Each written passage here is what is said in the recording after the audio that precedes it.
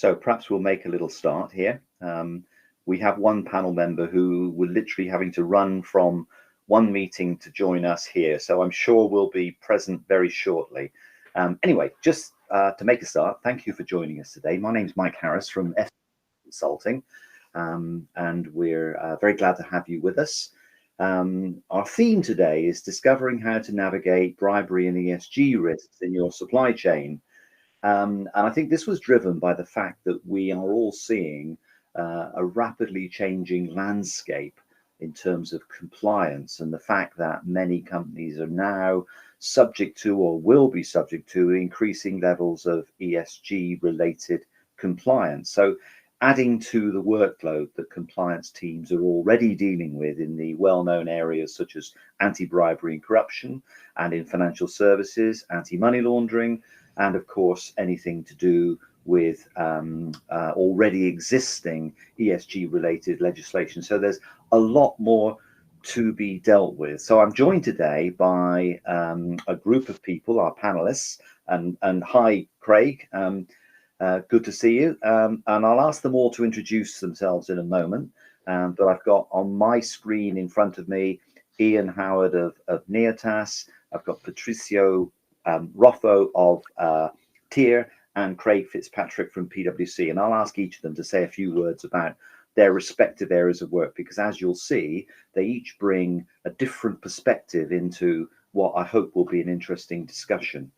There's no doubt that ESG compliance is increasing. There's no doubt that we're going to see a lot more requirements, as I've already said, placed upon businesses of all kinds to manage these increasingly complex set of risks.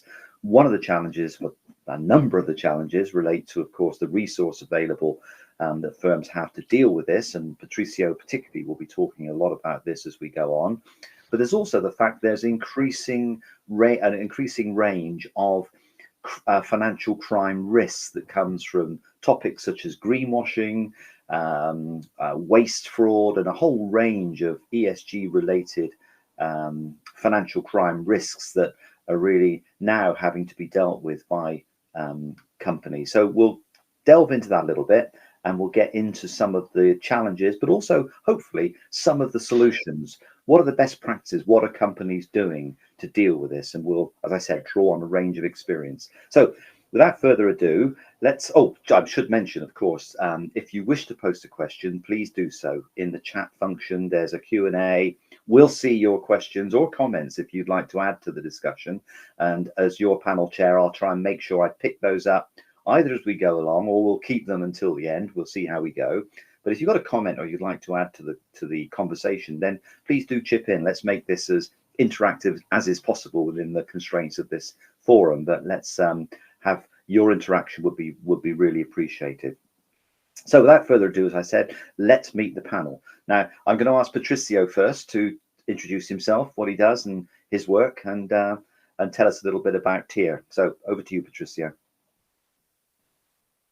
I think you're on silent.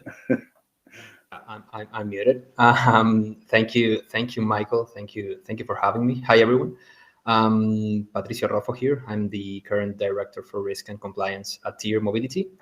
For those of you who don't know TIR Mobility, we are one of the leading micromobility providers. So essentially, we rent scooters and bikes in, at the moment, 25 different countries, over 400 cities.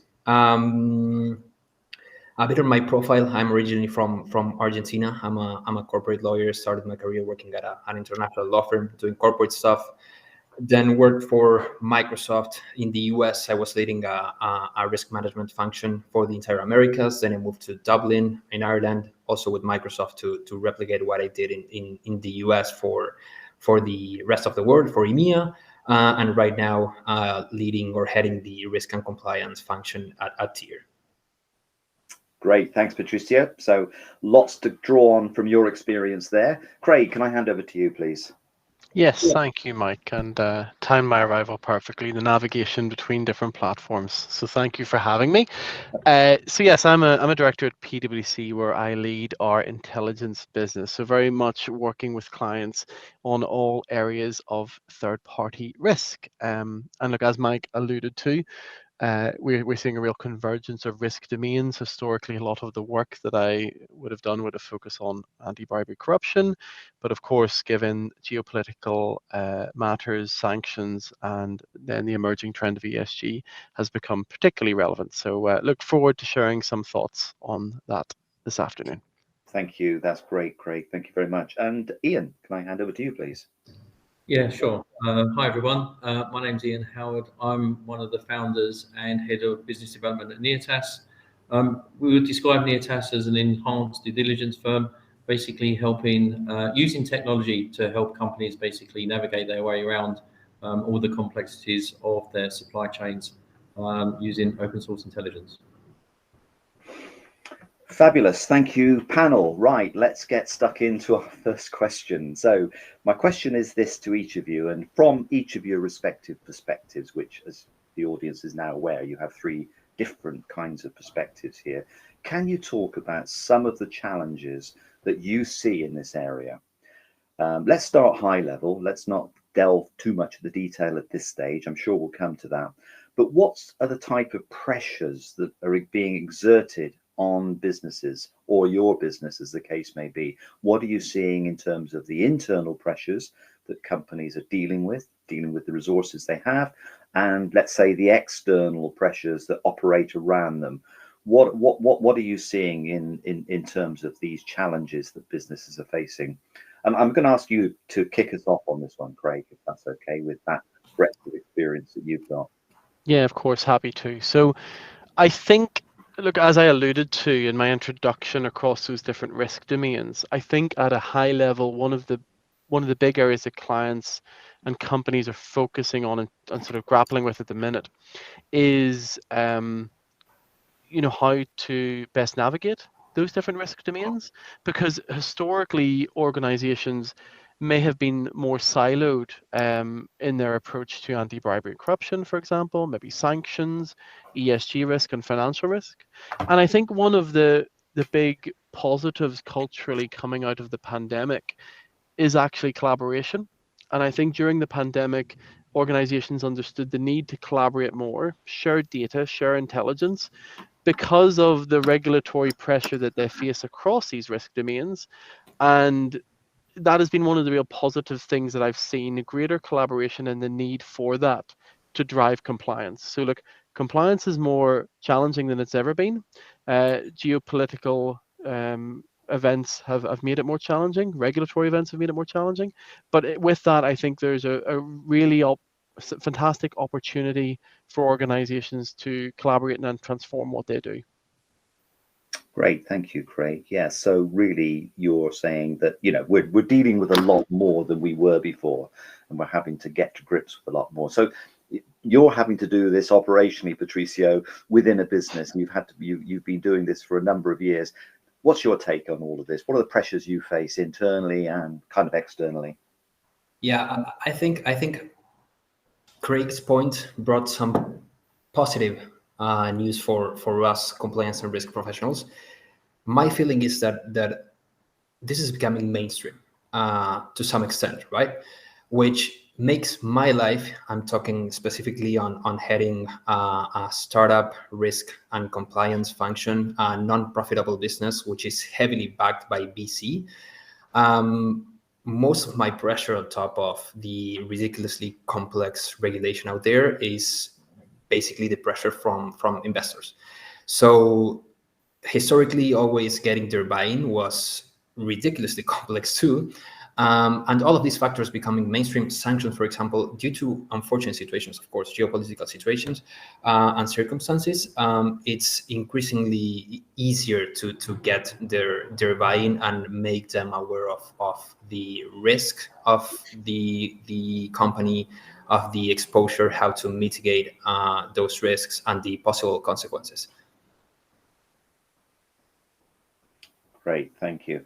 In terms of the external environment, as an international business, Patricio, operating as you do with a supply chain that weaves its way around the world, we'll come on to in more detail the regulatory framework that you have to deal with. But I think you touched on it in your response there. There's a lot of variety that you have to be able to deal with, understanding what applies in one jurisdiction versus another. Yeah, so our main area of business is the EU, which makes things a bit easier. We're also present in the Middle East. So that makes things a bit easier. The main risk or the main challenge for us there is basically the regulatory landscape is complex at the moment, and all of the companies are, as a general rule, treated the same way and require the same obligations. But we are far from big mature companies in terms of resources, and it's becoming really complex to us to cope even with just one jurisdiction. Let's say German Supply Chain Act. We're headquartered in Germany, so I'm using that as an example. Coping with even just one regulation requires tremendous effort in terms of resources, headcount, cash, which of course we lack. So I would say that that's the main challenge we face at the moment, and our approach is basically doing a thorough risk assessment, right? There's no one size fits all, although there's one regulation for everyone. But really being aware of our profile and our risk exposure, given our size, our jurisdictions where we operate. Yeah, thanks, Patricia. Really important point. And Ian, your thoughts around this? What are the sort of challenges that you're seeing through Neotas with the range of businesses that Neotas deals with?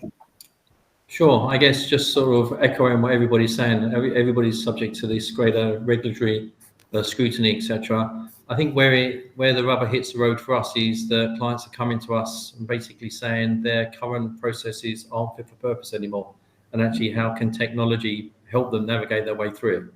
So that's the really sort of interesting sort of dynamic that comes with this is when we speak to clients, we're hearing a number of themes.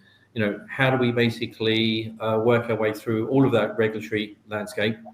And then equally, we need to do more. There's a lot of pressure from the regulators, from investors, from customers that you are sustainable. You're following all these different issues, etc. But how do you do that? And again, this is where we feel that the open source intelligence really comes into it, because a lot of the processes and what have you that people have been using up to date are sort of tick box exercises in terms of checking these companies against sort of databases, and you need to do that. That's a good starting point in terms of all the things that you need to do. But actually, if you really want to understand what's going on with companies and their supply chains, then you've really got to basically start looking at open source intelligence. And then you've got to start bringing technology to bear in terms of how you do that in a very sort of productive and efficient way. Okay, that's sorry, Michael. That's actually a great point. So, my view and probably keen to hear Craig's feedback here, but this became some sort of big data game, right? We are a fairly small company. I mean, 2 billion valuation, operating in 25 countries, but still, we're still a startup in terms of processes, right? However, if you see our supply chain, we have over 5,000 suppliers worldwide, which, of course, for us, tackling them, all of them, according to what the law requires, it's almost impossible, I would say. And even if you go to regulation and they are insinuating that you should even tackle tier 2 or tier 3 suppliers, it's even more complex. So using this technology these days, I think it's essential to succeed. Otherwise, most likely it won't be sustainable in the long term. Yeah, and I suppose just to add to that, Patricio, I agree. I think, we don't want to sound like, doom mongers here, where the regulation is a burden and it's a real challenge, and the sort of significant challenges that face the business. I think to shine a real positive light on that, technology and data and what you can do from an OSINT perspective really does bring an opportunity to address this. And look, we'll maybe touch on some of the data points later, but getting your data right and leveraging technology is the one way in which you will do this and sort of overcome the challenges. Thanks, Craig. Thanks all. Let's just unpack the regulation a little bit. We kind of talk generically about regulation, ESG regulation, etc. But let's just sort of like build on that a little bit in terms of being specific, because we've had anti-bribery and corruption laws for a long time, so we're kind of used to that culture. We understand what that requires. We might not get it right all the time, and many firms don't get it right, but we understand what the requirement is. In the UK, we've had the Modern Slavery Act for 7 or 8 years. So there's a lot of experience of working with, you would put that in the S part of ESG as a piece of regulation. And we've seen elements of that cascade around the world in different areas, but we've seen a real ramping up, particularly in that S part of ESG, but also in the E part to some extent. Some of it is reporting.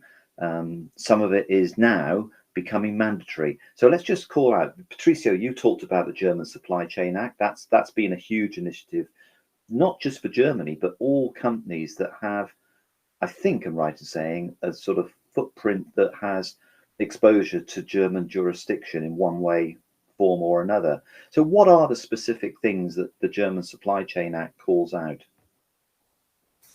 So essentially, on top of, as you just mentioned, reporting, the main requirement from the Supply Chain Act and most of the acts in the EU are risk management efforts. That might sound something simple, or putting forward a risk assessment and mitigating those risks might be something simple, but I think the key here to succeed on those risk management efforts, and the main driver or purpose of the regulation, is basically becoming aware of our exposure in our supply chain, which I think that was underestimated for decades until now. And I think that is where the challenge really lies. Understanding who are your suppliers, where are your suppliers based, in which jurisdictions, are those jurisdictions high risk? If so, why? Not every jurisdiction is the same, not every risk is the same. And with that information, actually take any measures, which most likely will differ from country to country or from region to region. And that's essentially what the German Supply Chain Act is requiring. But across the entire EU, risk management is as an essential driver of all of the supply chain acts these days. Yeah, thank you. And perhaps I can ask you this, Craig, in terms of what we've seen very recently come forth, which is the Corporate Sustainability Due Diligence Directive from the EU, CS3D as it gets called. Yes. Can you tell us a little bit more about that? Yeah, well, I think if I sort of group a number of these sort of directives, whether it be CS-DDD or maybe say EUDR from a deforestation perspective, I think the one trend that I take from each of them is the drive or the need to understand who you're doing business with and where the risks may lie. If you're taking one message away from this conversation, I think that's the critical one to take away. I really like Patricio's point earlier around the risk assessment, though. I think that is one thing, and it's great to hear, Patricio, that that's worked really well in TIER. I think one of the things that we see clients grapple with is getting that risk assessment right, because undertaking deep dive due diligence on every supplier, and as Patricio mentioned, he's got 5,000 for them, that is not feasible, either from a cost or time perspective operationally. But getting your risk assessment right so that you can best identify where the risk actually lies, and then undertake the proportionate level of due diligence where there is greater risk, is critical. So if you haven't looked at your risk assessment potentially in some time, or it requires updating to factor in some of these newer pieces of regulation, worth looking at, because it not only improves what you're doing in terms of mitigating the risk, it also makes sure that you're directing efforts and costs towards where there is a sort of greater risk within your supply chain or third party base generally. So those are probably some of my key reflections I'd take from, I think, the regulations generally, Mike. Yeah, thanks, Craig. And I think, I agree 100% with what you've said. In a way, we're kind of encouraging the adoption of best practice, irrespective of what the regulation says. This must be good for business or good for businesses to be taking this risk-based approach. Yeah, and I think maybe, and just to add to that, Mike, as well, I think the good thing is, and you alluded to this, we have things like the Bribery Act from 2012 and others where we do have some understanding as to how certain regulation is enforced and what is expected, adequate procedures and levels of due diligence. Taking those learnings and understandings into these newer areas is something that I would sort of recommend. And look, these areas will be tested in the future, and we will glean more insight as to what regulator expectations are. Yeah. But let's learn from what's been done in the past and adapt. Excellent. Thank you, Craig. Ian, perhaps I can turn to you here, because let's just talk a little bit about the challenge. You see this across the board with firms coming to Neotas on a regular basis. Not necessarily that they've got themselves into trouble, but they're recognizing that they need to understand better the risk profile of an entity, and they're reliant perhaps on, out-of-date processes or whatever. But what are your feelings around this? Your thoughts around the use of data? It's about high quality data. Yeah, I mean, again, I'd sort of echo what Craig has just said around making sure that you've got a proper risk-based approach in place. No firm can basically look at their entire supply chain and do due diligence on everyone. But it's also, I think, about sort of recognizing where those holes are in your existing processes and sort of where you beef them up. So, for instance, especially when it comes to sort of ESG, there's a lot of reliance on self-reporting, on your third parties to self-report what's going on. We think there should be a move away from that and look for sort of third-party validation of the data that you're being told. So actually, you can't just, what companies are going to self-report to you that they've got bad practices? So we think that's something that the industry needs to basically think about.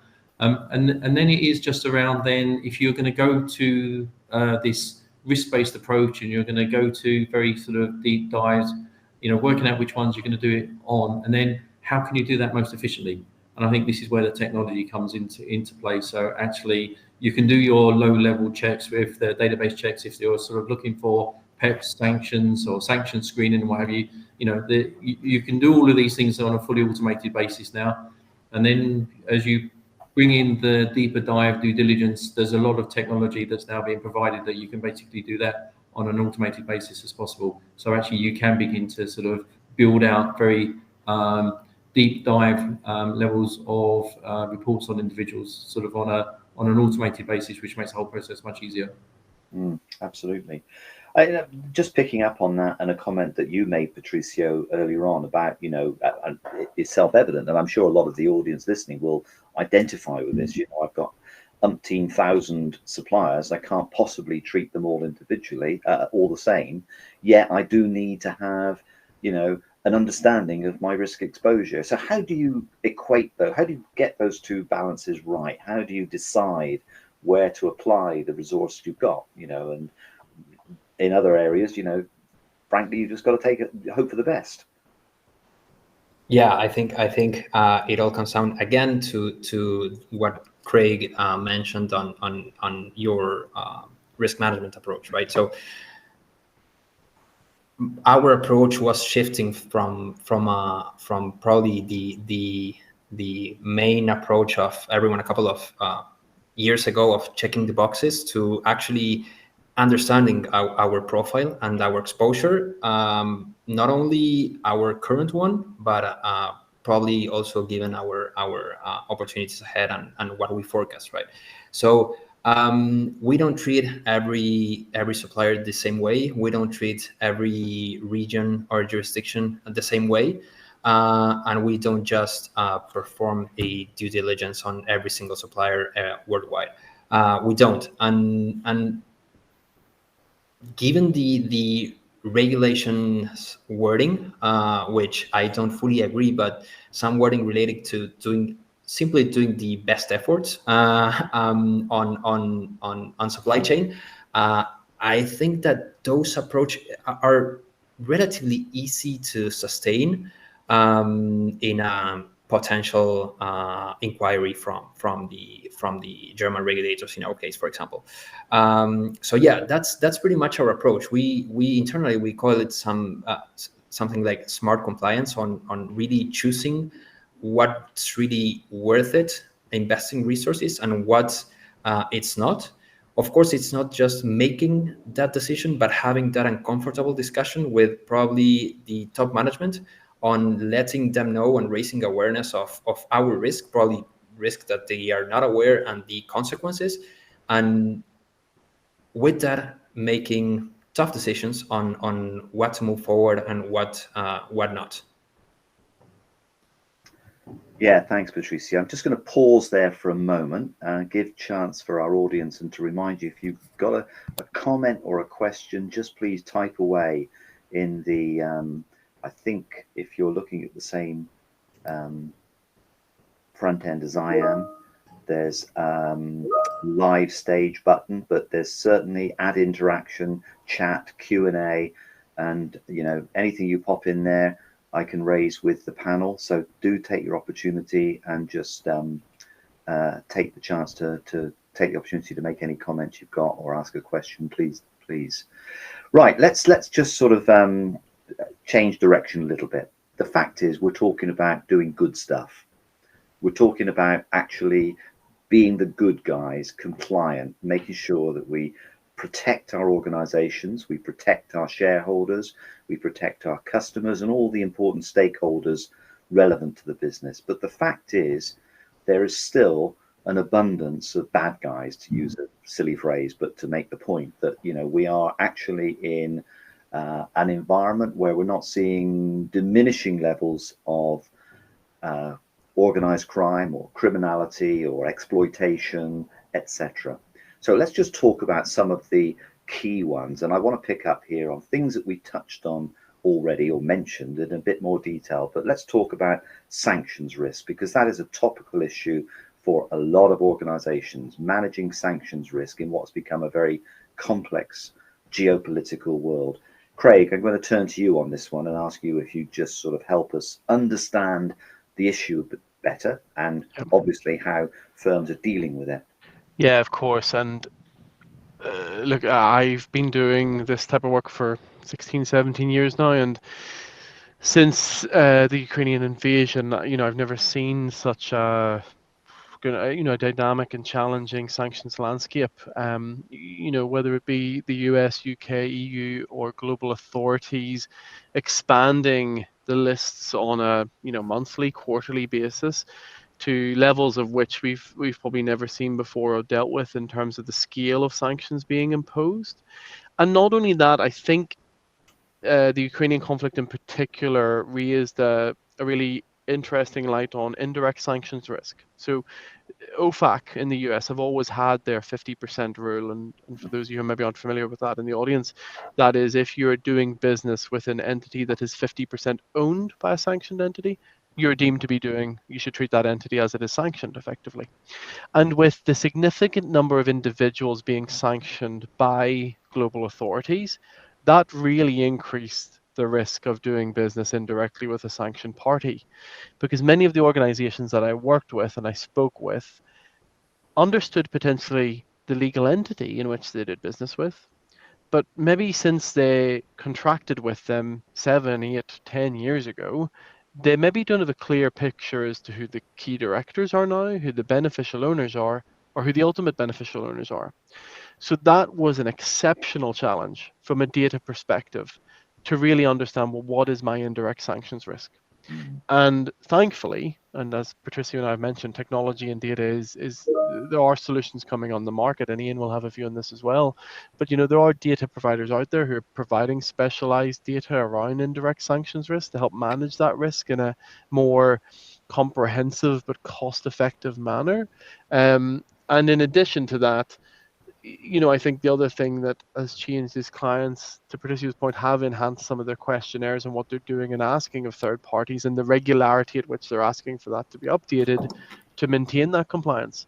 So it really has genuinely revolutionized some of the work that is being done from a sanctions compliance perspective, but was and continues to be a really significant challenge for businesses, especially as sanctions evasion becomes a big point now, of course. People taking actions to prevent the detection of an entity being linked to a sanctioned individual, and as authorities, or Russian authorities in particular, from an OSINT point of view, make it more challenging to gather data on Russian companies or companies in the region. So yeah, look, a huge challenge. Anybody in the audience who has been at the coalface of sanctions, I empathize greatly, and hopefully the work that you've been doing has had a real impact in your organization, because it's been a tough couple of years. Yeah, and I don't think it's going to diminish anytime soon. I think we're going to see this whole environment continue with its complexities. Yeah, you touched on sanctions evasion there. Sorry. No, another interesting topic that I fully agree with Craig on the complexity of the landscape since the Ukraine events, right? This brought interesting shift in the internal dynamics for companies. For us, for example, we had a big portion of our supply chain in high-risk countries, countries that were heavily sanctioned after the Ukraine events, and of course, we were forced to basically clean our supply chain, to put it in those words. And I'm talking about important suppliers here, manufacturers, suppliers that basically provide us with spare parts of our scooters or our bikes. And that brought an interesting shift internally, which was working a huge cross collaboration from compliance and risk departments with the commercial teams on understanding, making them understand why we are not allowed to work with whatever supplier, and basically building the strategy moving forward. So basically using suppliers that we can use according to regulation, but also understanding the risk of those suppliers moving forward, trying to forecast whatever the geopolitics will bring in the next couple of years. So yeah, that was huge for us, at least, and pretty new, I would say. Yeah, thank you. That's really helpful. And I mean that people in the audience, in businesses dealing with these issues on a day-to-day, will absolutely identify with that point. Ian, I'm going to ask you about sanctions evasion, because I know it's something that Neotas has been involved with. We all know that there are numerous techniques that sanctioned entities use, and certainly the red alert that was issued by OSINT quite recently in the UK highlighted a number of those techniques. And certainly, if you haven't, audience, it's worth reading that notice, because it gives very good insight into the ways in which we can all be duped into inadvertently dealing with an entity that ultimately is going to be sanctioned. But Ian, how does Neotas approach this kind of work when asked to do it? Sure. I mean, I guess we sort of take the same approach to this, whether you're trying to evade, the sanctions, or you're trying to basically evade detection from a fraud perspective, or whatever it is. The criminals or the sanctioned entities tend to always be one step ahead of where we basically are. So again, we sort of think about how do we bring technology into play to help this.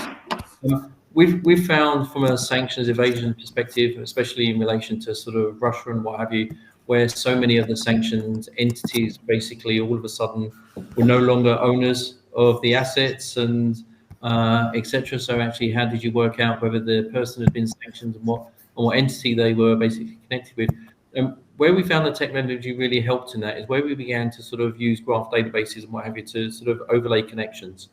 So actually beginning to look at corporate structures, corporate networks. Again, we quite often found the sanctioned entity were no longer connected with the corporate structure, but you begin to overlay some of those corporate structures with social networks. And then you can begin to basically see connections that were not there before. And that has really helped us and helped some of our clients basically really uncover actually some of these entities or some of these sanctioned entities in terms of what they were trying to avoid or what they were trying to evade. And actually, we managed to make the connections for them to sort of show links between the sanctioned entities and companies that that put structures in place to avoid. So again, it sort of comes down to this use of open source technology, open source intelligence, to use sort of the technology skills to really sort of make the connections actually that the humans or us humans were sort of not able to do in our sort of day-to-day roles. And very difficult, I would imagine, to do that without the availability of dynamic data. You need to have the ability to obtain data. Yeah, it's dynamic. When you start trying to bring in the information from the internet, by its very nature, it's dynamic. Yeah. It's continually changing. You need to basically bring tools and techniques so that you can interrogate and bring all that information together. But I guess the trick is once you've done the interrogation of the data, how do you basically process it so that you can begin to connect the dots? And I think that's where the technology comes into play with that, whether you're using things such as graph databases, and natural language processing and tagging, etc. That begins to help you sort of shift through the data and begin to sort of make connections that were previously hidden. Yeah, thanks. Yeah, Michael, may I ask something to Ian? So I'm curious, how are you treating at Neotas, for example, the circumvention or potential circumvention to sanctions? So I guess you receive the results of a due diligence. There are no links to either entities or individuals sanctioned or indirectly sanctioned. But still, there might be a potential circumvention. I mean, if you see the numbers, the exports to Kazakhstan increased drastically the last couple of years, which is shocking. It's shocking, right? So how do you treat those kind of cases to essentially provide accurate results to your clients? So like I say, what we're trying to do is trying to see where the connections are, because they no longer may exist through sort of corporate networks. Like I say, the sanctioned entity may have disowned himself of all of the companies that he was controlling before, so that those companies can continue trading.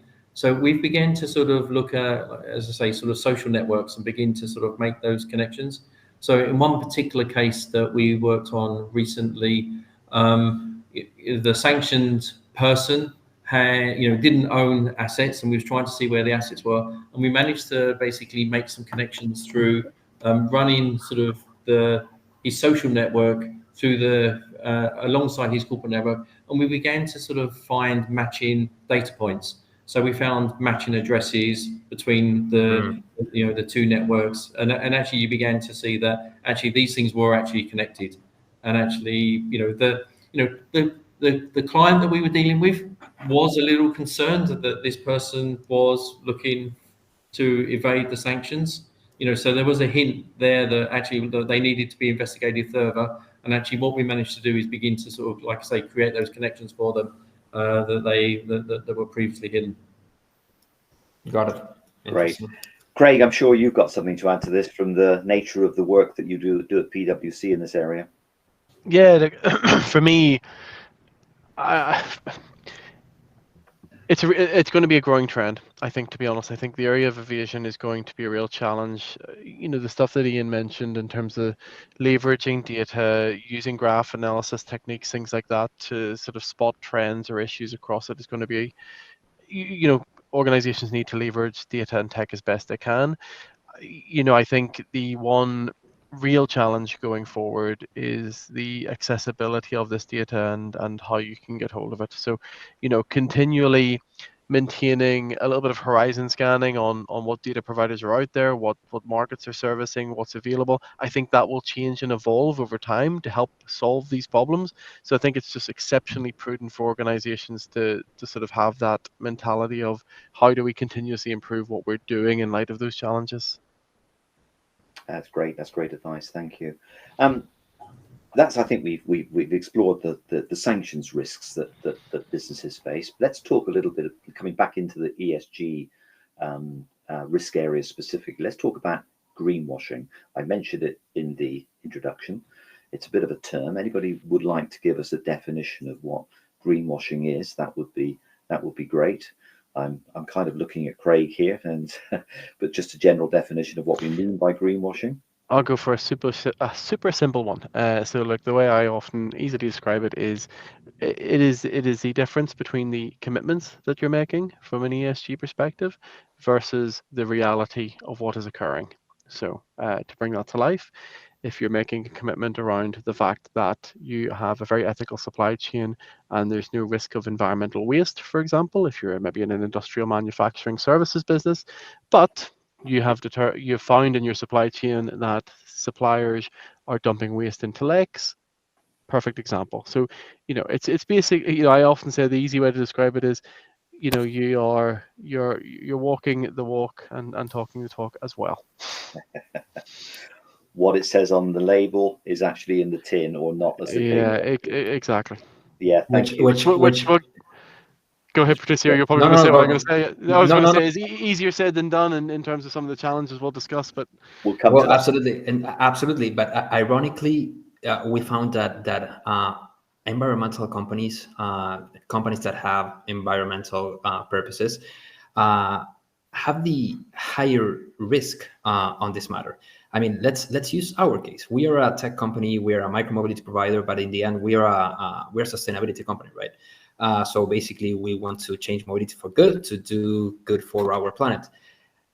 That basically ends up in doing or making huge commitments or disclosing huge commitments in terms of sustainability, right? Which makes it extremely tough to cope with those commitments that, given our nature, we are almost forced to do. Again, it's really different doing a commitment on how many kilometers we saved from using cars by the users using our scooters.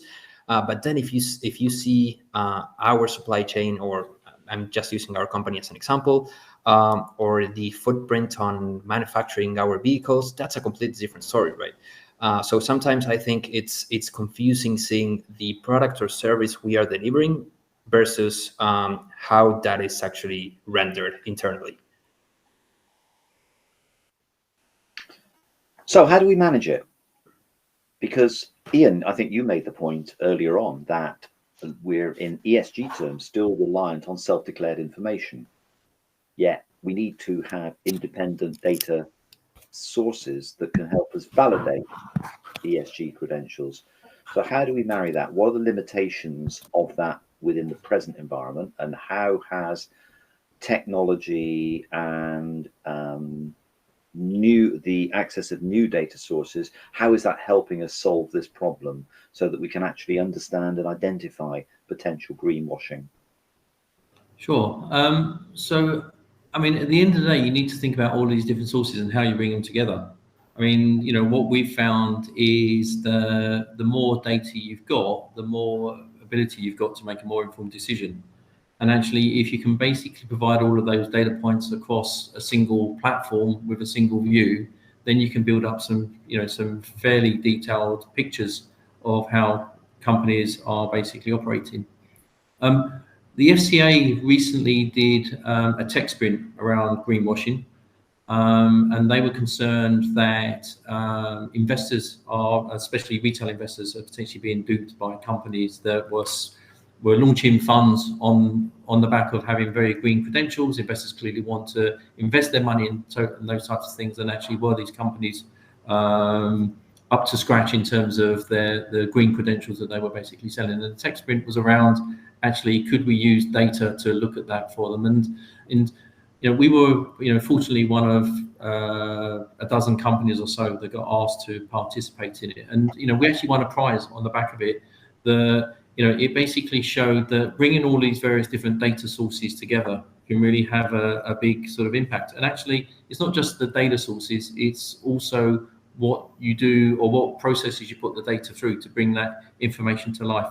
So, as we spoke about graph databases to sort of show all the points, using sort of artificial intelligence. Everybody talks about that, and it's the buzzword, but I guess it's basically building all of your queries, using algorithms to build the queries about how you go and search and bring the information back. It's using natural language processing to, once you've brought the results back, you've got a lot of data that you need to go through. So how can you basically tag and filter that information? So again, you can focus on the right issues. And then it's around sort of looking at things such as generative AI now you've got these results that have been filtered. Can you use the generative AI to basically sort of begin to build the reports for you? So all of these processes in place are beginning to sort of help these companies sort of get to the heart of these issues.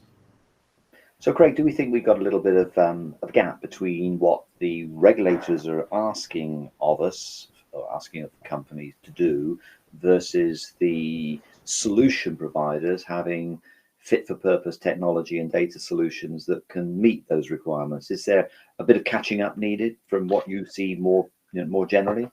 There is, but to sort of spin a positive frame on things, I think one of the, and I alluded to this earlier, I think one of the great things that I've seen within organizations is the collaboration across risk domains, right? So for a long time, we have risk functions in business who have been monitoring financial risk for a very long time, anti-bribery risks, for equally quite a long time, and sanctions, etc.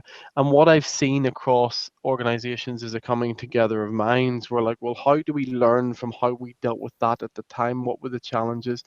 Maybe not the same scale of challenge from a data perspective, but equally that was a challenge that we, overcame at the time, and we put processes in place and built sustainable solutions. So how do we learn from that? How do we collaborate, and how do we share data?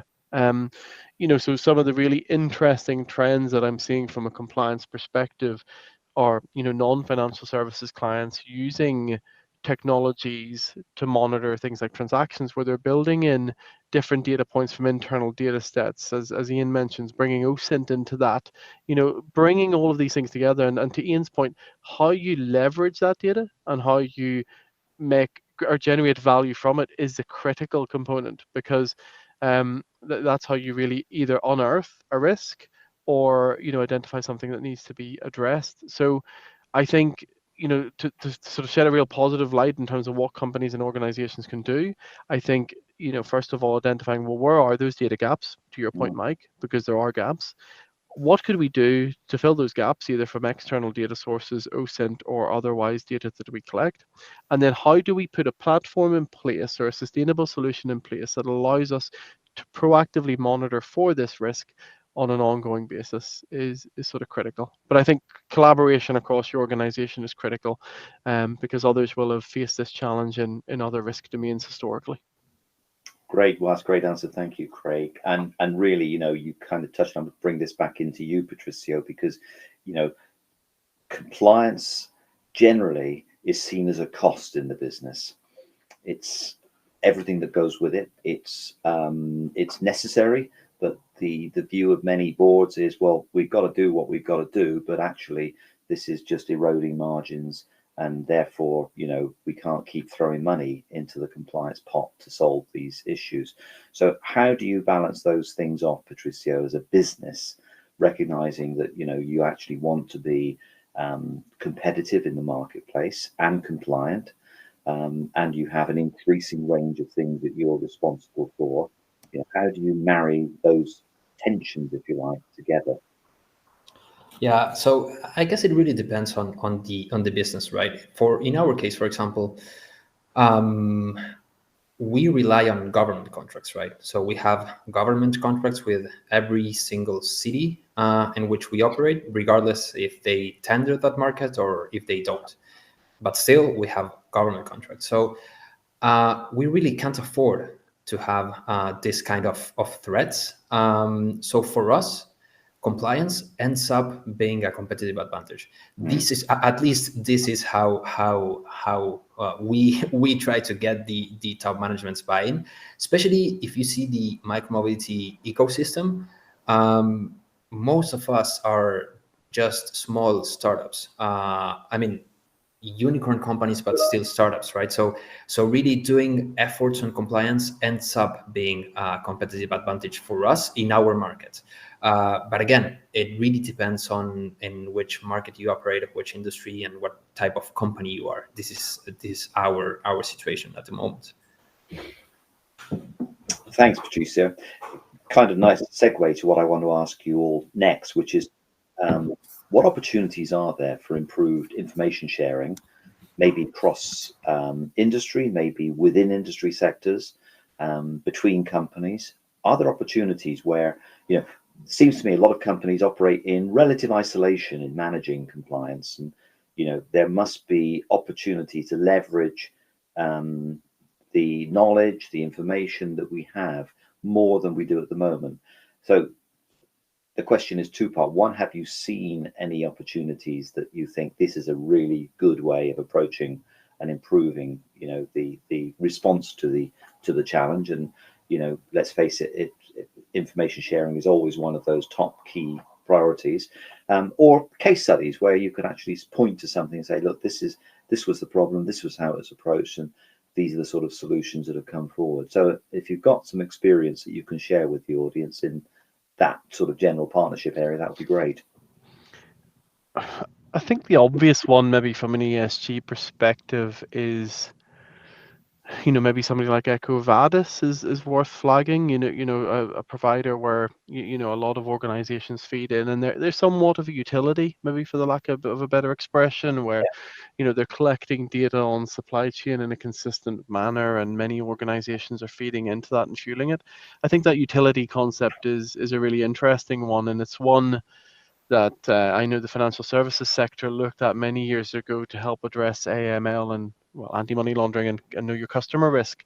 Not to great success at the time for a number of reasons. But I do think one of the ways to plug the gap that you mentioned in the previous question, Mike, is potential greater collaboration across organizations, collecting data on these suppliers and supply chain that is in common. So it's one that immediately just sprung to mind, Mike, when you posed the question, and one that we're sort of seeing used on a regular basis. Great. Patricio, anything that you've seen or participated in that you think are good initiatives? Yeah, I mean, there's unfortunately there's no much cross collaboration in the mobility industry at the moment, but I think that it's definitely a hot topic these days, especially if you see also modern industries, let's say social media platforms. Let's say the entire trust and safety world, which in the end it's a compliance or risk management effort. There's huge cross collaboration there, and it's a huge hot topic for the regulators on child safety, for example. So I think it's simply a matter of time for that to cascade into every single industry. Apparently, in our case, mobility and the micro-mobility industry in particular, we are a bit behind. There was some cross collaboration in the past that apparently was threatened due to certain antitrust threats coming along with that collaboration. So I think there's a thin line still, some time to mature, but I really think it's just a matter of time. Yeah. Which is a hopeful message that we are moving in that direction, but it seems an obvious benefit to have cross-industry collaboration between firms, data sharing, etc., because the problems aren't going away. Ian, would you like to add into these thoughts? And particularly you were chatting previously, as we were in the sort of preparation for this, talking about some of the real world examples that Neotas comes across that bring this whole issue to life. Yeah, we do see some areas where there's a lot of collaboration on what have you. Sort of when it comes to the financial institutions, the data sharing becomes a big issue. I mean, from the open source intelligence perspective, we sit here and think we work in a community where actually all the information that we're looking to gather and bring together is actually sitting in the public domain. So I always struggle as to why we can't share that information. And look, we've worked on projects around trying to find missing people. In fact, we work, we do quite a lot of pro bono stuff around using sort of the team here to track down missing people. So there's things, if you like, outside of industry, which are sort of community-led projects using OSINT that, is really sort of using OSINT for good. I think, some projects that we've worked on where I feel that bringing these extra data points has shone new lights onto things, just even over the last few months that we've worked on, sort of just to bring it to life for people, is sort of things such as, we looked at a UK construction firm, highly successful, but, we found that they were hiring illegal immigrants. They were getting them to live on site in tents, and it was, obviously safety issues. There was modern slavery concerns about how they were working this through. Obviously none of this information comes back through customer questionnaires in terms of what's happening. So that third party validation, we've found a Chinese medical company that was using endangered animal parts. They were using snow leopard, in some of their medicines that they were sending out around the world, and we managed to sort of track that supply chain round. We found, a jewelry company that was mining Siberian mammoth tusks into, for selling their ivory sort of related jewelry. And I guess that sort of creates an ethical question around the rights and wrongs of basically doing that. But actually the company that we were working for was unaware of where some of these things were being sourced from. We worked with another jewelry company where, their whole ethos was about being green and their green credentials. They completely sold themselves on being a very ethical firm. They felt they were doing everything they could to ensure that their supply chain was incredibly clean. And when we started helping them look into this, because they asked us to come in and sort of audit some of the things that they were doing, we actually found, and they had a policy of only reselling recycled gold.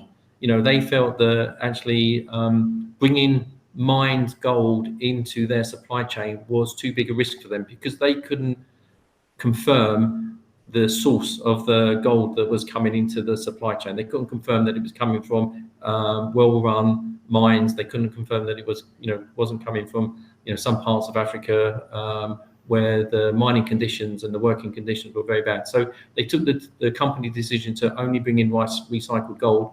And then we found out that for them that their supplier of the gold was themselves bringing some of the poorly sourced product into the supply chain and selling it to them as being recycled. So there are huge dangers for companies that, even the companies that are doing everything they can to ensure that they are trying to do the right things, they can still run into problems. Yeah. And again, this is why I think, as you look at your supply chain, you think about this risk-based approach, you think about actually the need to do deeper due diligence on these key suppliers. Absolutely. And bringing that third-party validation. Yeah. Well, look, we're coming up on the hour, so we've got a couple of minutes left. I'd like just a brief word from each of you, if I may. Top tips for the audience, things that you would say. Ian, I think you've just given one to kick us off with, but perhaps Patricio, would you like to share what you think would be your top tip or top tips to the audience? Yeah, probably. Good question. Coming back to what we discussed probably at the start of this meeting. It's the regulatory landscape. It's complex these days. There's no one size fits all. Most likely, if you just replicate some of the approaches we just mentioned here, it either won't be successful or it will directly fail.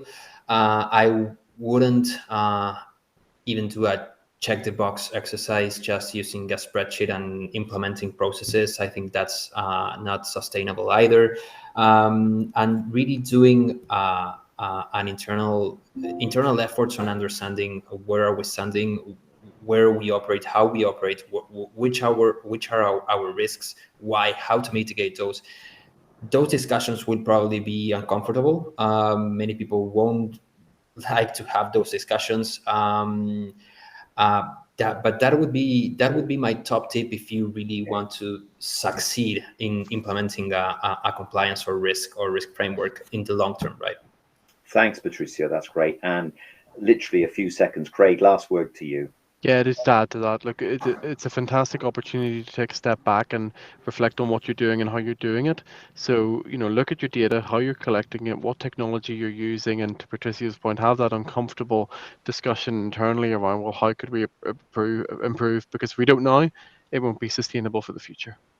That's great. Thank you. Thank you all. Thank you, Ian. Thank you, Craig. Thank you, Patricio, for sharing your thoughts. We could have no doubt carried on much longer. Thank you, audience, for joining us today. I hope that's been helpful to you. And certainly there'll be a recording of the conversation available later. So thank you for joining us, and have a good rest of the day, everybody. Brilliant. Thanks, everyone. Thanks so much, Thank you everyone. all.